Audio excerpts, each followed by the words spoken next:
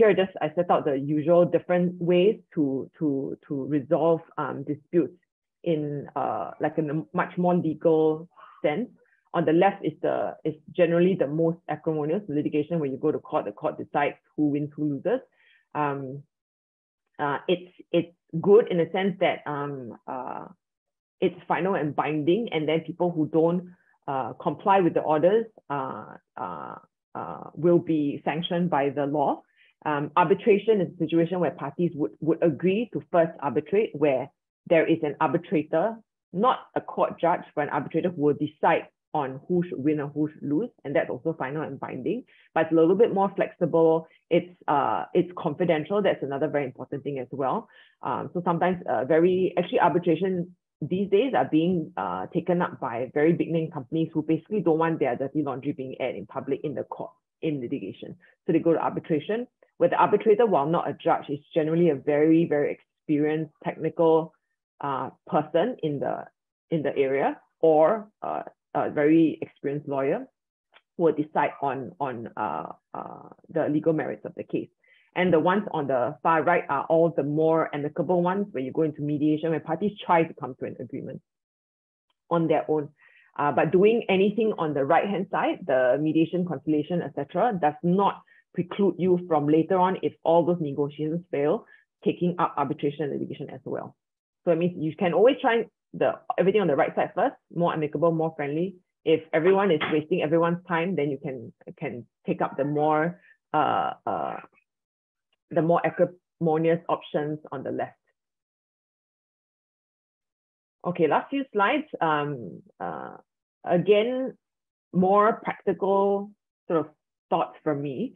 There may be also other alternatives, like the graphic here shows the sleeping dog sleeping. Let sleeping dogs lie, because not all infringement is commercially damaging. I mean, the moment you see someone infringing your trademark, right? Do you spend all your time and energy seeking approval from your boss? Let's go after him. Let's hire a lawyer, etc. Maybe not. Maybe they're just someone that is sort of fleeting, won't last very long. Don't need to bother. A much smaller player, maybe you don't have to do anything. Some kinds of technical infringement may actually create more buzz and then give you bring even more attention to your own brand. Sometimes a very heavy-handed, acrimonious legal response will also lead to unintended consequences, like negative publicity. Like, I thought this brand was, a family brand. They're promoting all sorts of happy things, but then they're going around suing everyone. So that sometimes gives a different feel and impression to your customers and potential investors about your brand and your company. And then this point is also much more applicable to bigger and more established companies, which will always be seen as bullying, smaller people. I think in this day and age, people are quite sensitive to that sort of heavy-handedness. So it's something to think about. Therefore, it'd probably be more worthwhile spending time and energy differentiating your current product instead of going after the infringer. So renewing your own product, make it better, do it so well that no one can keep up with you as you keep changing, or you keep creating new IP, or focus on marketing and PR. And other things, I mean, it's not uncommon for businesses to decide, having done that cost-benefit analysis, to then decide to take on other ways to solve the problem, then go into litigation or negotiations, etc. As I mentioned, softer approach with the enforcement of your IP sometimes has its benefits. One downside that has come up often in my practice when clients ask is, if we don't sue them, then what will people think of us? Are we not caring about our IP? How can we not tell people that, don't mess with us, don't just take our IP and then think that we won't do anything about it? So that's something to think about as well. Every business is different. Some companies might feel that if we don't pursue IP infringers, the value of my IP is going to drop.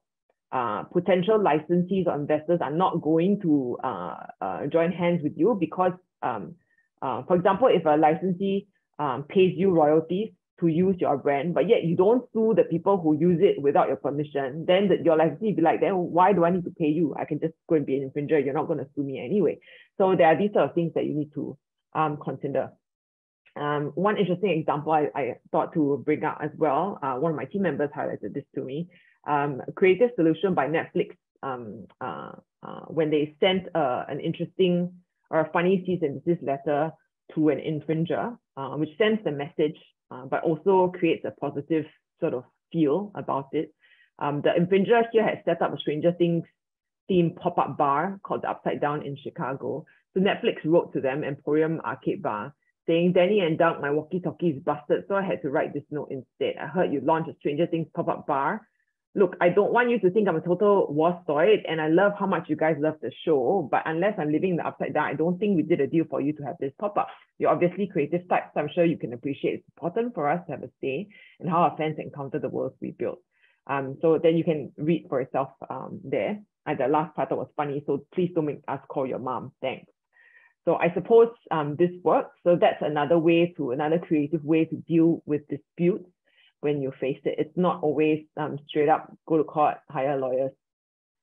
Again, I feel a bit conflicted saying that because, it just means less of you will approach me for disputes, but don't worry, I can also offer creative solutions. So some other alternatives to traditional dispute resolutions are self-help remedies, which you can find on social media sites or online marketplaces, very similar to what Joyce took everyone through earlier on Lazada. Most of these social media services have very established and very efficient workflows for reporting potential IP violations. I mean, they're generally called takedown notices. Twitter, YouTube, Apple, Google Play, Facebook, they all have that. One example is with Twitter. They have a help center which allows for the reporting of different kinds of IP infringement, trademark, counterfeit goods, and corporate infringement. So you just need to click a couple of forms and then give some information about your complaint. And generally, I understand that these platforms all react very quickly and have very good remedies for people who put up the complaints. Besides such reactive measures, businesses can also take a more proactive approach to enforcement by using other search and reporting tools. For example, Meta, they have this brand rights protection tool, which allows businesses to protect their brand and customers across Meta technology. So similar to Lazada's IPP platform as well. This tool in particular for Meta allows businesses with registered trademarks for potentially infringing content based on image and keyword searches across Meta's different platforms like Facebook and Insta. If such content is found, the business user can then choose to report it for trademark infringement. So that's quite helpful. I think this is my almost last slide.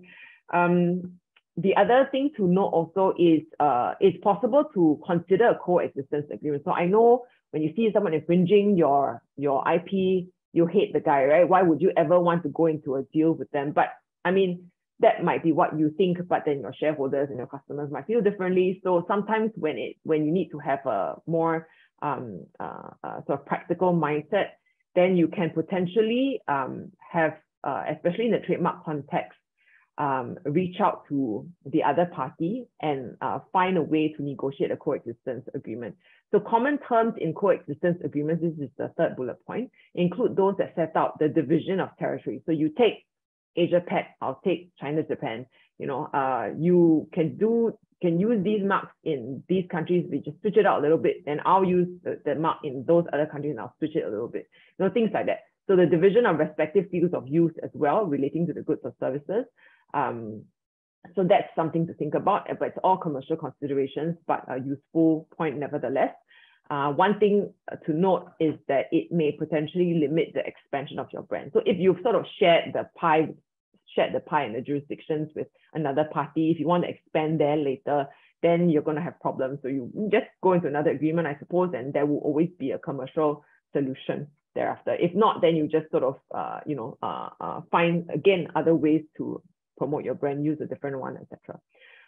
The other, besides coexistence agreements, are also cross-licensing agreements, usually seen in the context of patent matters, where parties enter into such agreements to avoid spending money on suing and counter-suing for patent infringement. So they will grant licenses to each other for maybe a limited period of time for exploitation of certain subject matter in respect of the patents that they both own. So this works best again where patents that each party has covers the essential parts of their commercial products. so it's a situation where competitors then become allies. So again, you just carve out certain parts for you, certain parts for me, and then people can exist happily, or they cross license to each other, where you give me a little bit of yours, I give a little bit of mine, and then we will cross license and continue to exploit that common subject matter. Otherwise, both of them would have been fighting for that subject matter, spending hundreds of thousands or millions in litigation.